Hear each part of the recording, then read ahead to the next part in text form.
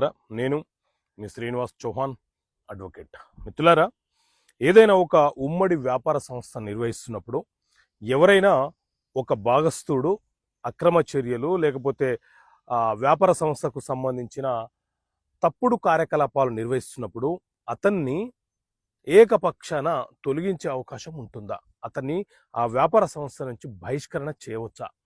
So మిత్రులారా, ఇట్లాంటి సందర్భం సాధారణంగా ఉమ్మడి వ్యాపార సంస్థను నిర్వహిస్తున్నప్పుడు ఏ ఒక్క భాగస్థుడైనా సరే రాంగ్ఫుల్ యాక్ట్ అక్రమ చర్యలు చేసిన సందర్భంలో ఇండియన్ పార్ట్నర్షిప్ యాక్ట్ 1932 సెక్షన్ 33 ప్రకారంగా అతను చేసినటువంటి అక్రమ చర్య రాంగ్ఫుల్ యాక్ట్ లేకపోతే విధులలో భాగంగా తాను చేసినటువంటి అక్రమ లాభార్జన ఏదైతే ఉందో దానిని చూపిస్తూ మిగతా భాగస్థులందరూ కూడా ఏకపక్షాన ఆమోదము తెలిపి అతనిని బహిష్కరణ చేయవచ్చు అని చెప్పి ఈ సెక్షన్ 33 చాలా స్పష్టంగా వివరణ ఇస్తుంది.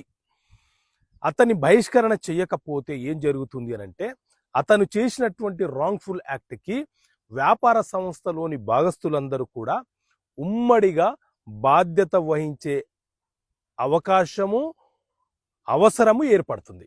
కాబట్టి తస్మత్ జాగ్రత్త భాగస్థుల నుంచి. ఓకే మిత్రులారా.